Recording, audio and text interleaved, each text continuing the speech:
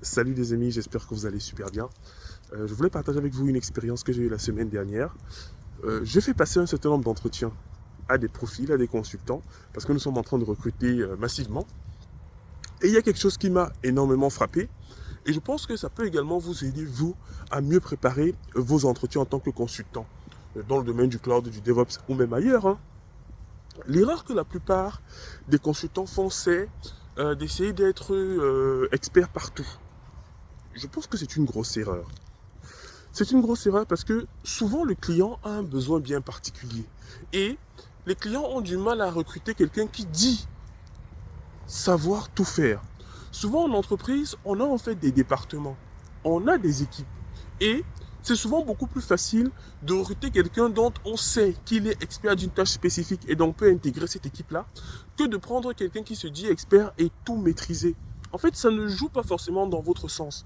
Et lorsque j'ai fait passer ces entretiens-là, je me suis bien rendu compte que les personnes qui disaient en effet maîtriser, connaître deux, trois technos sur le bout des doigts, étaient généralement plus pertinents et plus efficients que ceux qui disaient tout maîtriser parce que l'entretien allait même dans tous les sens. Donc, ce que je peux vous donner comme conseil, les amis, c'est de tout faire pour vous spécialiser sur une technologie particulière, sur un domaine particulier, mais d'avoir quand même les bases minimales. Donc ça veut dire que lorsque vous partez en entretien, par exemple, il faudrait que votre CV reflète votre compétence la plus pointue, parce que c'est ce qui va marquer le client. Il faudrait que le client soit marqué par votre prestation, par votre entretien. Et pour ce faire, il faudrait que vous lui en mettez plein la vue sur ce que vous savez le mieux faire. Sinon, vous serez comme un candidat lambda qui vient dire qu'il connaît un peu d'AWS, un peu de Terraform, etc. Moi, je préfère avoir quelqu'un qui est très bon sur Kubernetes et qui est mauvais sur AWS. Voilà. Je n'ai pas forcément quelqu'un qui me dit je suis moyen sur AWS, je suis moyen sur Kubernetes. Non. Pour mon besoin, non. Et je vous invite vraiment à avoir cette approche-là, c'est-à-dire à tout faire pour mettre en avant une compétence particulière qui peut vraiment apporter de la valeur au client et vous arc-bouter dessus. Maintenant, on est d'accord qu'il y a un niveau minimum à avoir. Maintenant, ce niveau minimum-là, comment est-ce qu'on fait pour l'avoir? Ce niveau minimum, c'est en participant par exemple au bootcamp DevOps. Parce que pour moi, un consultant doit avoir un niveau minimal sur Docker, Kubernetes, Ansible, Terraform, peu importe le projet qu'il va intégrer. Et ça, nous donnons ces compétences-là lors du bootcamp DevOps qui dure 3 mois, qui vous permet déjà d'avoir un niveau de base. Maintenant, vous pouvez vous spécialiser dans les technologies particulières. Exemple simple. Aujourd'hui, je suis à Toulouse, donc je salue les Toulousains. J'anime une formation pour la préparation à la certification de Kubernetes CKA. Et vous savez quoi? J'ai été approché, en effet, plusieurs fois pour animer cette formation. Alors, moi, je suis spécialisé sur Kubernetes et pas sur les autres technologies. Ça veut dire que si je continue en effet à travailler à fond sur Kubernetes comme cela, en fait, ça va m'ouvrir des opportunités que je n'aurais peut-être pas eues si je continuais forcément à vouloir tout apprendre. Tous les services AWS, passer toutes les certifications. Non, ce n'est pas efficient.